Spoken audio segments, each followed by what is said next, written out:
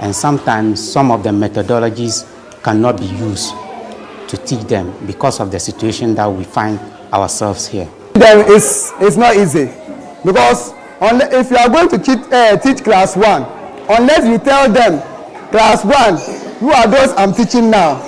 So for them, they are grown up small, so they have, if you tell them to keep quiet, they will keep quiet. But for this one there, unless you shout, even if you are shouting, they will mind you. As the school is not on the school feeding program, earlier this year, the community started a community-led school feeding program where each pupil brings a tuber of yam to school for cooking.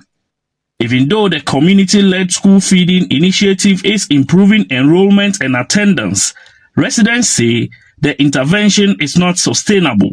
Actually, because of most of the challenges, our children, mostly the girls, they marriage at an earlier stage because of the school is not world standard. We want to get a support that will enable us to maintain the girls in the school. That will not allow them to go for kayayo, for other children to impregnate them or marry them early age. They are calling on the National School Feeding Secretariat to include the school in the National School Feeding Program. We don't have the school feeding program in the school. That is what the school is now going down, because the children are not capable to stay in the school. But we are appealing to government, NGOs, civil organizations to come to our aid so that they will put our school part of the school feeding program. A significant financing gap has existed in meeting infrastructure targets. Ghana's education infrastructure policy aims to improve access, equity, and quality by focusing on building new schools, modernizing existing ones, and incorporating digital technology. Despite budget increases for 2026, challenges remain in funding the substantial need for new schools, furniture, and digital infrastructure. For stakeholders in education, such as the African Faith and Justice Network, the glaring challenges of inadequate school blocks, lack of accommodation for teachers, and poor teacher incentives continue to affect quality education outcomes. So the community now needs intervention of government, of stakeholders, NGOs, who can support them, especially in the school infrastructure, furniture, accommodation for the teachers. They don't have a place to sleep. There is one teacher who came from Volta region. He sleeps in the head teacher's office. He has converted the head teacher's office into his bungalow. The United Nations Sustainable Development Goals, SDG 4, aims to ensure that all girls and boys complete free, equitable, and quality primary and secondary education. It also seeks to ensure that this education leads to relevant and effective learning outcomes by 2030. But today, Ghana has an educational system of a chain. Everybody, you open any door of the train and you are in it. Does that guarantee the provision of quality education? To achieve this, the government and stakeholders in education must make conscious efforts to improve educational outcomes at all levels. Despite the myriads of infrastructure challenges confronting education here in the Kuli community, hundreds of children of school-going age still brace the odds by coming to the school. For them, addressing some basic infrastructure challenges such as furniture and enough classroom blocks, as well as rolling the school onto the Ghana School Feeding Program, will make a difference. Christopher Mwako, TV3 News, Kuli, Kumbongo District. And our President John Dramani Mahama has directed the Finance Minister to immediately pay $78 million to Just War Construction to settle all outstanding payment certificates, clearing the way for the completion of the Stolta Kwadira Gonam Kwanta Road project. President Mahama's directive came after they inspected the delayed roadworks, which forms part of the Trans-West African Highway linking Ghana to Cote d'Ivoire, currently put under the big push.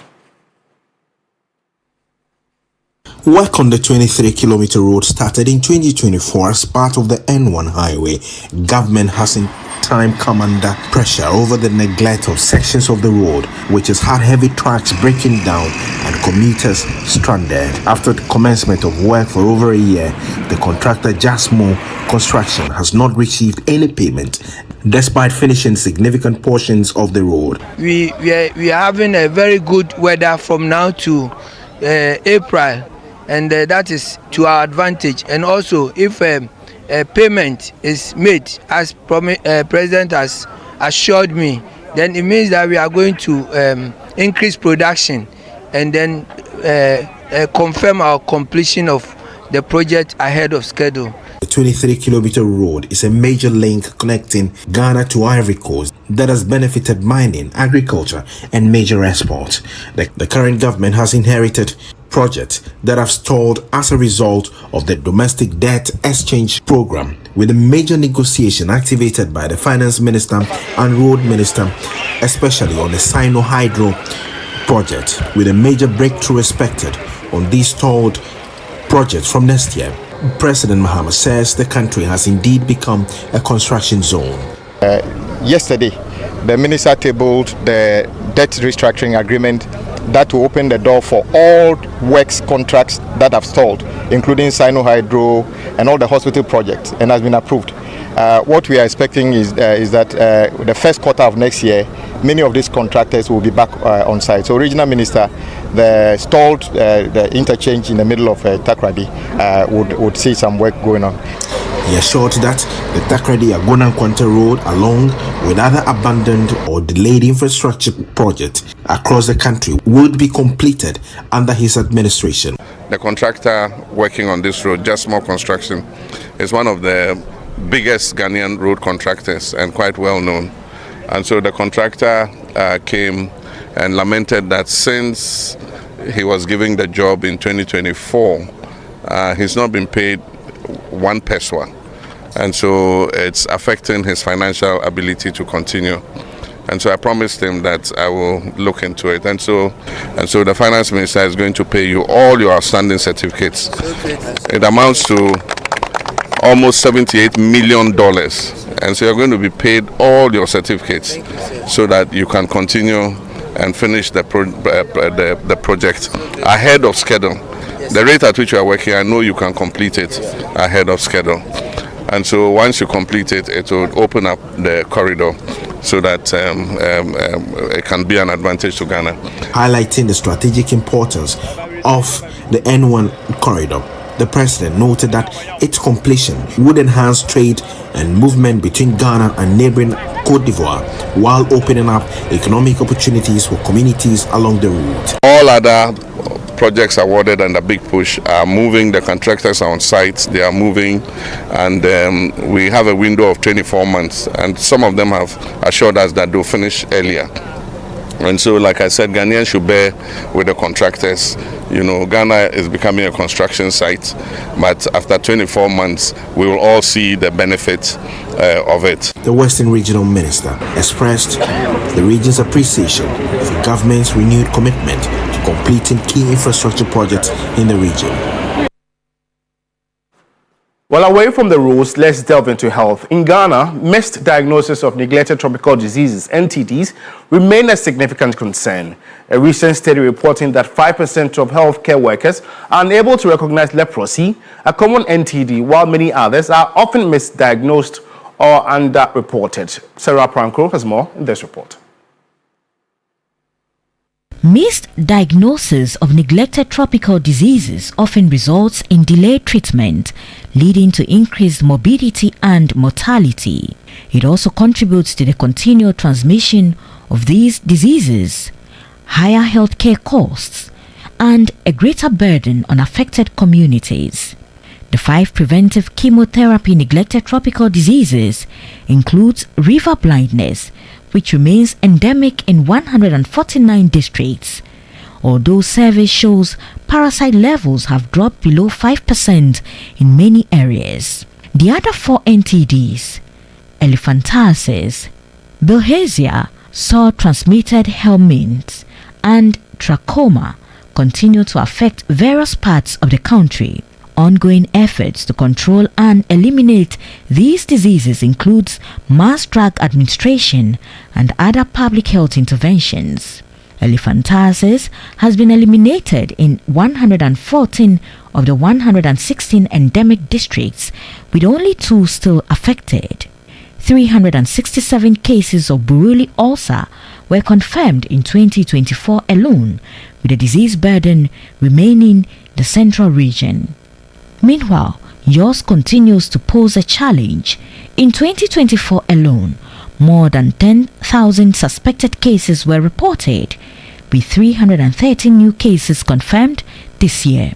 Head of the leprosy program, Dr. Eduse Poku, at the ICCC high-level meeting series, says the gaps in the treatment of these diseases remain enormous and must be addressed critically. Can you believe that a lot of them think that leprosy is only the claw hands? That is a two-leg disease. It's a disability. Most of them come as patches. Apart from the diagnosis, where are the medicines? And then every region we have leprosy. The only region we don't have is Bono. But you see, this is passive. And the earlier we did something about it, the better. Can we also integrate ourselves into the NHIA? Program Manager of the National NTD Program, Dr. Joseph Opari, says donor withdrawal has had a major impact. It's time that we look internally to see how best we can support these programs. And as I said, about 80% of program activities have been affected, right? So if NTDs are included in our budget, the routine budget, okay, then also get support from local partners, we should be able to move forward.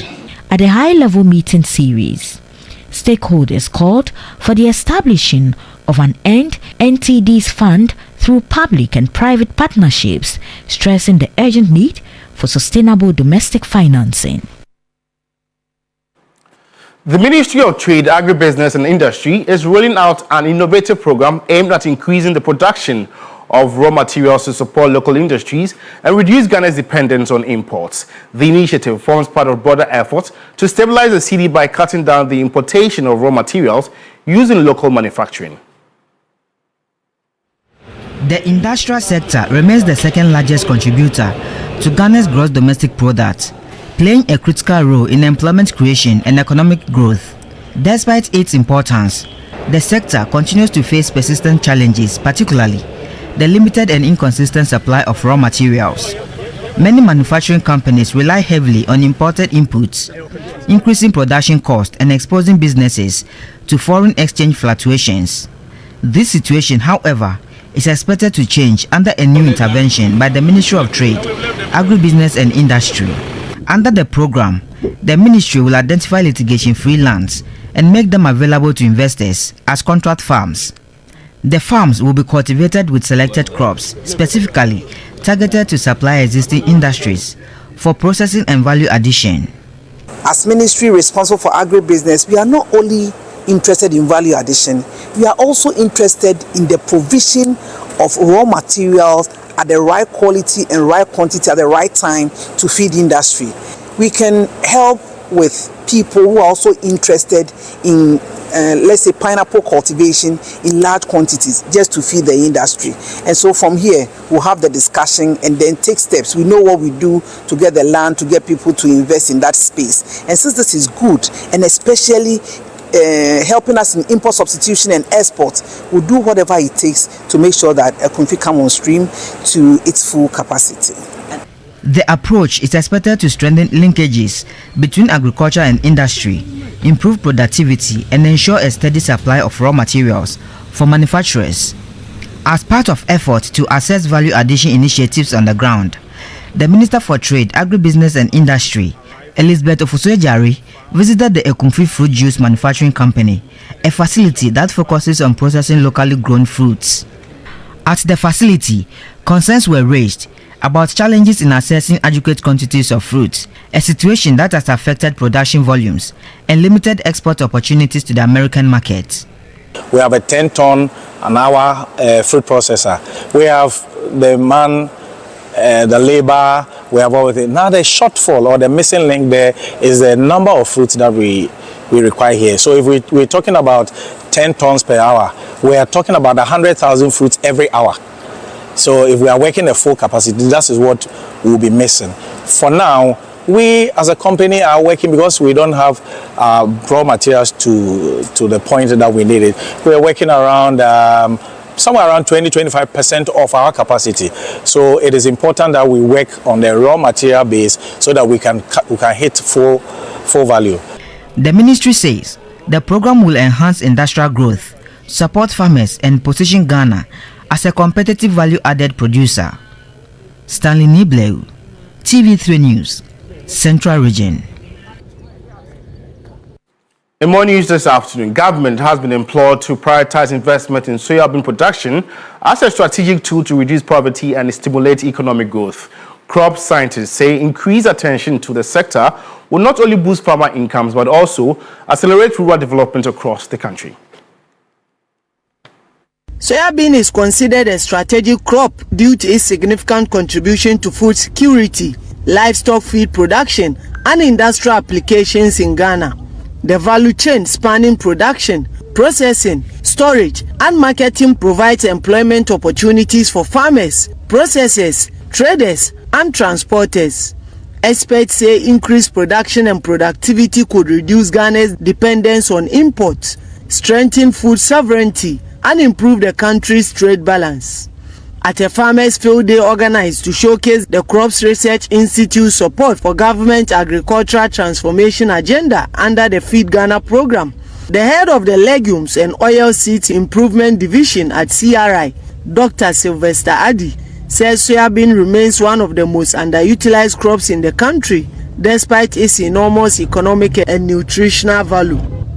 We want to take this advantage of this platform to let the government know that they need to collaborate with us by means of providing more resources to us, in providing irrigation facilities, machinery, and many other things, especially funding. We have what it takes to be able to scale up, produce seed to meet the seed demand for the whole country and even beyond. Participants at the program also echoed the call for increased investment. As we live here and go to our various homes, we will try to cultivate some as a trial, and also it will be as a source of employment so that it will generate some income to sustain our standards of living as well. Stakeholders are hopeful that increased government investment coupled with strong policy support for soybean production will help unlock the crop's full potential and contribute meaningfully to national development.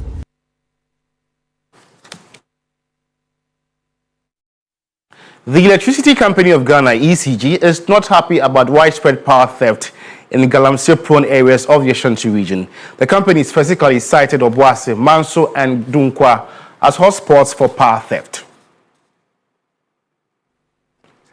The Electricity Company of Ghana says massive system losses largely driven by illegal connections in Galamsey-prone communities are severely affecting its revenue mobilization efforts and fueling operational challenges. The company has described the situation as one of their major setbacks this year and continues to threaten operational efficiency. The ECG recounted that task forces under the Revenue Protection Unit are often attacked during their mobilization drives. Ashanti South Region Electricity Company of Ghana's General Manager, Engineer Jonathan Ajabing, says despite the strain, the company will intensify enforcement and surcharge corporates. The money is not coming, and it's not coming because they are not paying. So we plead with them, wherever you are, within the operational area of Ashanti South, make sure that whatever amount that you are owing, you pay. Customers don't come out to pay willingly, and sometimes they attack our staff when they go around. I believe they do that because they don't understand our activity. So we plan to engage them, have education, customer education with them, for them to understand why they should pay electricity bill, because if you don't pay, we will not be able to have money or revenue to pay our IPPs.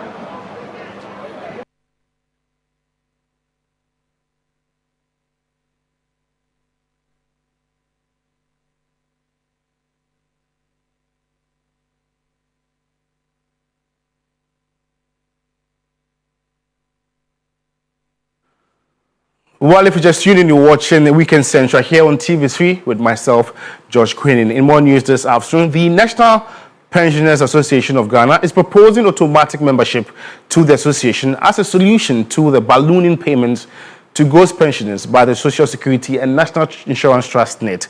The proposal made for the consideration of the Director General of SNIT is to complement existing validation mechanisms aimed at eliminating ghost names from SNIT's pension database. The issue of ghost names on SNIT pension payments has resurfaced. Chairman of the National Pensioners Association of Ghana, Michael Asamoah Mfwafo, in his address at the 6th Quadrennial Delegates Conference of the association at Busia in the Western region, suggested that SNIT devise a mechanism to make all pensioners automatic members of the association. This, they believe, can end the recurring payments to ghost pensioners. Director General, though the Constitution guarantees freedom of association, if a way could be found to make all pensioners automatic members of the National Pensioners Association, this, if implemented, payment of ghost pensioners will be a thing of the past, and I believe this will be a legacy pensioners will ever cherish during your tenure. Meanwhile, the General Manager in charge of benefits at SNIT, Frank Mobila, indicates that the trust, effective April 2026, and the new pensioner certificate policy will require all pensioners to undertake an annual pension authentication on their respective birth dates. He detailed a number of systems deployed to ease the burden on pensioners in accessing SNIT services. And then we are also co-partnering with a lot of banks. Okay, EcoBank, some of the other GCB banks, some branches. We've started working on with some of them already. If you go to the EcoBank Takrady branch, Tamale, Tema, and some other branches, SNIT people are there. So we are co-partnering with the banks. So you can move there to also renew your pension certificate, not necessarily going to your SNIT office. And then again, our pensioners who are of age or are ill or something, and they cannot physically move about, and they may not be also able to use their mobile app also. You just need to call our contact center and then tell us your location, and then the SNIT staff will move physically to come to your house, come assist you to be able to do your renewal. In a related development, General Secretary of the Association, Henry Boache, has reminded SNIT of its 2011 promise to hand over the Henry Day Pensioners Recreational Center with a call for the NPA to be allowed to take over the management of the facility. In 2011, SNIT promised that it will run the place for 2 years only and appointed Bro Limited to manage the place. We have not been happy with their management practices, and we have communicated same to the SNIT. We are hoping SNIT will hear our cry now.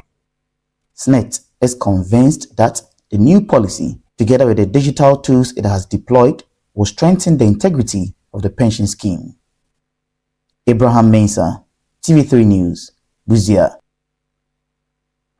What's your take on the proposal by the National Pensioners Association of Ghana? We are active on Facebook as TV3 Ghana. Hopefully you'll read your comments and share them to the rest of the world. This takes us to our very first commercial break.